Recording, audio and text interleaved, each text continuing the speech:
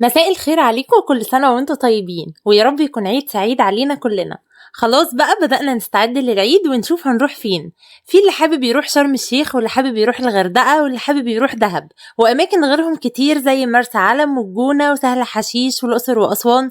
طبعا أنا نزلت فيديو لشرم الشيخ هتلاقوه اللي قبل ده على طول. والنهاردة هقول لكم على 3 فنادق في الغردقة مستويات مختلفة. بس قبل ما ابدا، اللي ما يعرفنيش واول مره يشوفني، انا شروق بقدم محتوى عن السياحه والسفر جوه مصر وبره مصر، والفنادق واسعارها واهم مميزاتها وعيوبها. فلو عايزين تسالوا اي سؤال اكتبوا تحت في التعليقات وانا هرد عليكم. وما تنسوش تعملوا لايك واشتراك للقناه علشان يوصلكوا جديدنا اول باول. في الفيديو ده هقول لكم على 3 فنادق في الغردقه مستويات مختلفه، 5 نجوم ومستوى متوسط ومستوى اقتصادي. التلاتة حلوين جدا، والتلاتة هيكونوا في الممشى، وبجد مش هتفرق ابدا ان مستوى الفندق 5 نجوم فهتتبسطوا اكتر. لا، التلاتة فنادق كويسة جدا، بس كل واحد وعلى حسب البادجت بتاعته يختار اللي يناسب ليه اكتر. هنبدأ من الفندق الأعلى وبعدين المتوسط وبعدين الاقتصادي. أول فندق معانا وهو فندق 5 نجوم، فندق سيجال. الفندق ده يا جماعة حلو جدا، بيقدم خدمة مقابل سعر ممتازة، هتتبسطوا جدا هناك. كمان البيتش رملي حلو جدا جدا، وفي ناس بتكون أهم حاجة عندها البيتش يكون رملي، فهيكون اختيار حلو جدا. موقعه كمان مميز جدا في شارع شيراتون. الفندق طبعا صف اول على البحر، وزي ما قلت شاطئ رملي، في اكوا بارك كبيره للكبار والاطفال، في 5 حمامات سباحه، وفي بول كمان للاطفال. كمان في مطاعم متنوعه. نظام الاقامه بيكون فطار وعشاء وغدا وسناكس، ده غير المشروبات. في كمان منطقه العاب وفريق انيميشن حلو جدا. وفي كمان حفلات يوميه. بالنسبة كمان للغرف، فالجودة والنظافة ممتازين جدا. الغرف طبعا بتكون فيها تلفزيون وتكييف وميني بار وتويلت، يعني متوفر فيها كل سبل الراحة. كمان في كمان أنشطة زي كرة تنس وطاولة. في كمان حاجات بتكلفة إضافية زي الدايفنج، لو حابين تعملوا دايفنج بيكون بتكلفة إضافية.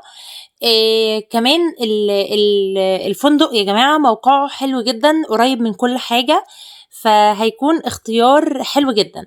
عايزة كمان اقول لكم حاجة، ان الفندق شركات السياحة بتوفره بالسعر احسن من بوكينج، يعني بوكينج سعره اعلى من شركات السياحة.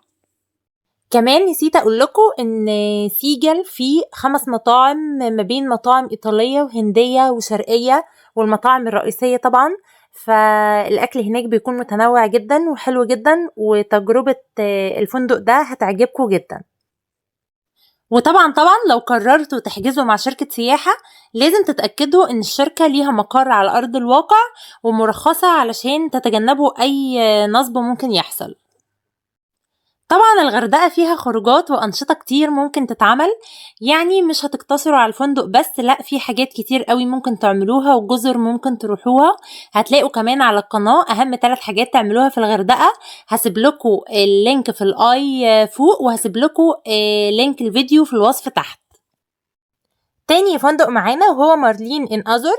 هو فندق 3 نجوم ديولكس، مستوى ال4 نجوم. هو فندق حلو جدا وشيك وليه اسمه، وكمان ليه جست بيحبوه جدا ودايما بينزلوا فيه، فهو من الفنادق المتوسطة الحلوة جدا جدا.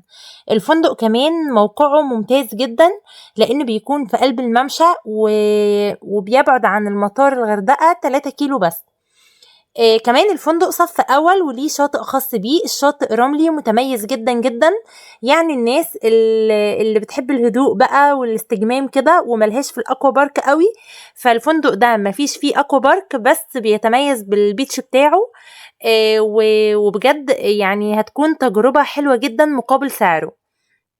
كمان بالنسبة لنظام الإقامة، فبيوفر إقامة all inclusive، فطار وغدا وعشاء وسناكس ومشروبات. كمان في مطعم رئيسي ومطعم أسماك ومطعم إيطالي. كمان تقدروا تاخدوا مشروباتكم في أكتر من بار، في بار في اللوبي وبار في على البول وبار على البيتش. كمان في بول للكبار والأطفال. كمان في أنشطة ترفيهية كتير جدا، تقدروا ان انتوا تستمتعوا وتتبسطوا جدا هناك. في سبا طبعا. كمان الفندق بيوفر إقامة ممتازة من حيث الجودة والنظافة والأكل المتنوع. الفندق يعني هتكون تجربة ممتازة جدا. كده انا قلتلكوا على فندقين. سيجا الفندق 5 نجوم، مش رخيص طبعا. تاني فندق وكان مارلين أزر، فندق متوسط، مستوى ال4 نجوم. تالت فندق معانا وهو فندق بقى اقتصادي جدا اللي هو سان اند سي. الفندق اقتصادي. هو بالنسبة للموقع فهو برضو في موقع متميز جدا في شارع الشيراتون، اكتر مكان حيوي في الغردقة وفيه خروجات كتير. يعني الناس اللي عايزة اقامة بس وهتخرج بقى تعمل انشطة وتتفسح في الغردقة فممكن ده يكون مناسب. كمان لو البادجت قليلة شوية فهو فندق اقتصادي جدا. كمان الفندق صف تاني بس ليه بيتش رملي وجزء صخري. في كمان بول واكوا بارك صغيرة مش كبيرة. في كمان في الفندق كيدز اريا صغيرة برضو.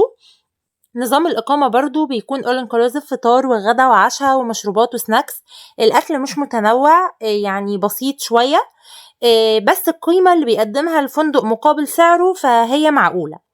بالنسبة لسياسة الأطفال، الطفل الأول لغاية 12 سنة والطفل التاني لغاية 6 سنين. أنا حبيت أرشح بس الفندق ده علشان الناس اللي حاطة بادجت يعني مش كبيرة قوي وحابة برضو تسافر وتغير جو. فهو الفندق سعره مش غالي والشركات بتوفره بسعر معقول. كمان لو انتوا مش حابين المستوى ده قوي، يعني المستوى يعني مش حلو قوي، فممكن يعني البادجت بس تزودوها شوية مش كتير ويبقى في فنادق اقتصادية متميزة زي الباشا ريزورت وزي مجموعة هواي. برضو هيكونوا كويسين جدا لبادجت اعلى شوية من البادجت دي.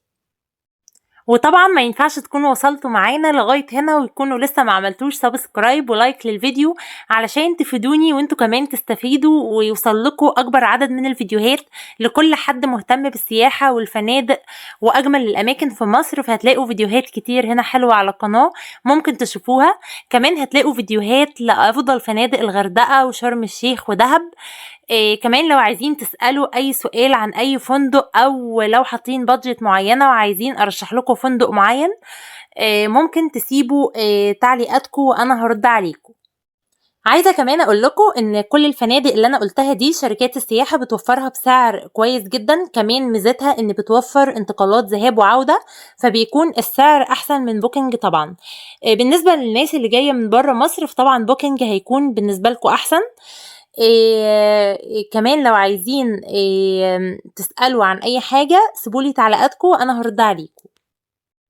الغردقة بلد جميلة وفيها أماكن كتير حلوة وفيها فنادق كتير حلوة جدا وكل المستويات.